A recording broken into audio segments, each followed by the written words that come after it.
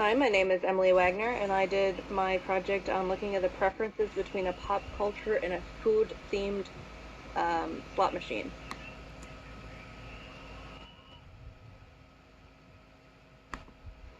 So there's actually not a whole lot of research that's been conclusive on this. Um, Casinos and gambling establishments often look for games that will attract the most players and therefore the most money, but there hasn't been anything conclusive on which games will hold people's attention the longest and which ones they're attracted to the most. Casinos spend a lot of money on getting people into the establishment, but then they have to get people to play their games also. Some kind of music and sound is in almost all slot machines. This is to indicate theme, winnings, tell the player when to act, and it's quite possible that music plays a role in the acquisition and maintenance of problem gambling behavior. Many casinos and online gambling sites offer a variety of games containing celebrities, shows, movies, and just kind of pop culture themes. And of course, these different entities make a lot of money. For example, in 14 years, the popular video game, the NFL Madden football video game series, made over $1 billion. But the Wheel of Fortune slot machine makes about that much in a year. For novice gamblers, these kind of games can be very attractive because you feel like you're in the game and you get to participate with your favorite characters. I thought it would be interesting to see if a more complicated pop culture game would be more attractive to a target age group of non-pathological gamblers than a simple food-themed game.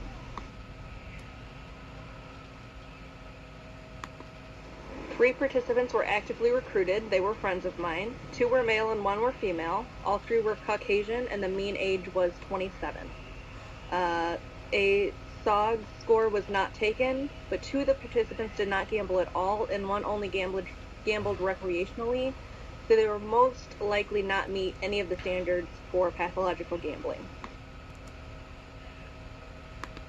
The setting was at my house in a home bar arcade kind of area.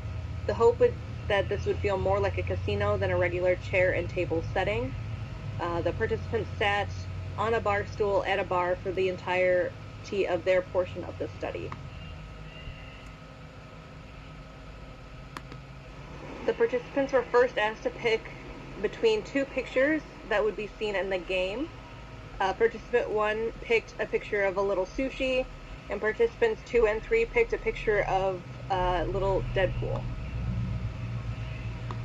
Next, the participants were called back one at a time, and they were asked to play 2 different slot machines. The slot machines were called Sushi Bushi Mushi and Super Kids.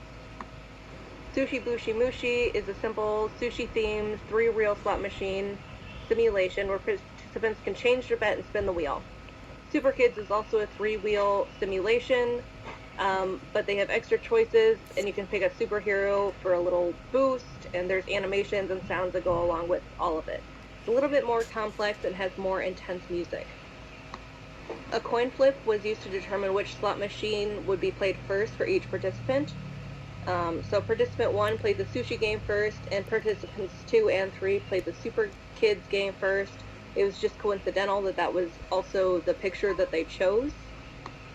The researcher I explained the basics of the game, and that they were to play for 5 minutes or until they ran out of money, which each game had $500. And then this was again explained for the second game once they finished the first game. After playing both games, the participants were asked which game they preferred. The independent variable was to see if preference changed from the original choice, which was the picture that they chose at the very beginning after playing the slot machine game. The researcher predicted in the beginning that all 3 would have chosen the Deadpool as their favorite picture, as they all enjoyed Marvel Comics, but participant 1 thought the sushi was cute and therefore chose that as their favorite. As mentioned before, participant 1 chose the sushi picture as their favorite, and the coin flip determined that they would play Sushi Bushi Mushi first.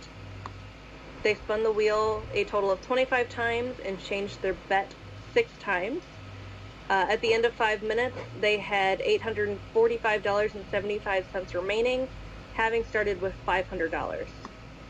They spun the Super Kids slot machine 16 times and changed their bet 8 times. After 3 minutes and 43 seconds, they had $0, having started with $500, which ended the trial. When asked which one they preferred, they kept their preference and said that they liked the sushi game because it was easier and it seemed to pay out more often.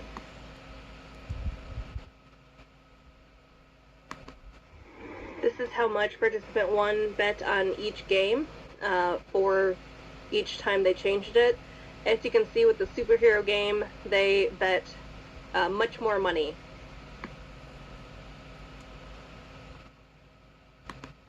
Participant 2 chose Deadpool as their favorite picture, and the coin flip determined that they would play the Super Kids game first. They spun the wheel on that one 25 times and changed their bet 6 times. After 4 minutes and 37 seconds, they had $0 remaining, which meant that the trial was over. They then spun the Sushi Bushi Mushi slot machine 17 times and changed their bet 4 times. And after less than 3 minutes, they had $0 left on that game. When they were asked which game they preferred, participant 2 said they still preferred the superhero game because it was more exciting. This is participant 2's bet amount data. Again, with Super Kids, they bet more money, but not much more in some cases, and in some cases they actually bet less, but overall they bet more money per spin.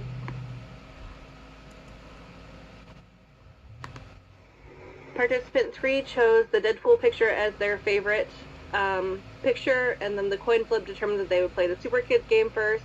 They spun the wheel a total of 19 times and changed their bet 7 times. After less than 2 minutes, they had $0 remaining and ended the trial. They then spun the Sushi Bushi Mushi slot machine 38 times and changed their bet 5 times. After the 5-minute timer went off, they had $1,456.75, having started with $500. So they made a lot of money, virtual money on that game. When asked which machine they preferred, participant 3 said that they preferred the sushi game because the Super Kids game was really confusing and they made much more money on the sushi game. This is participant 3's bet amount data, again spending more money on the Super Kids game in general than the Sushi Bushi Mushi game.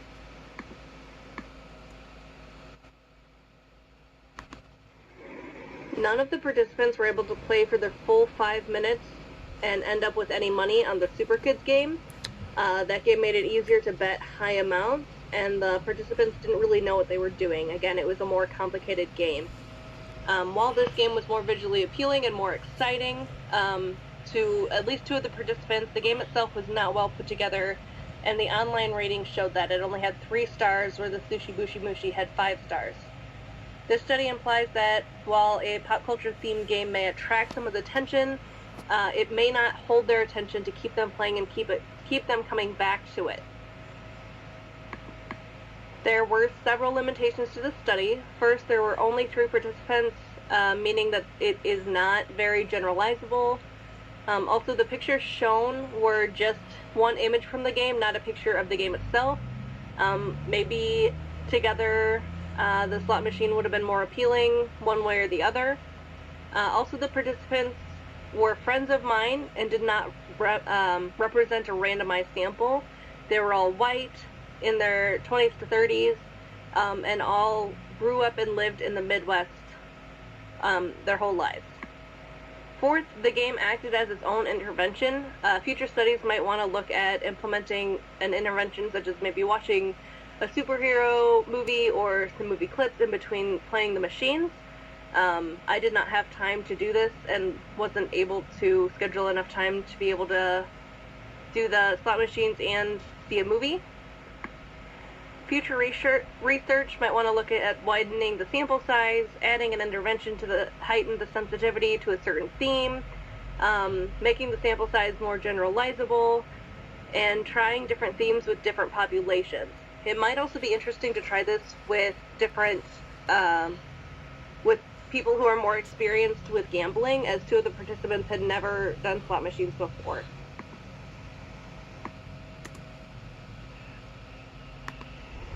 Thank you guys so much for listening, and have a good day.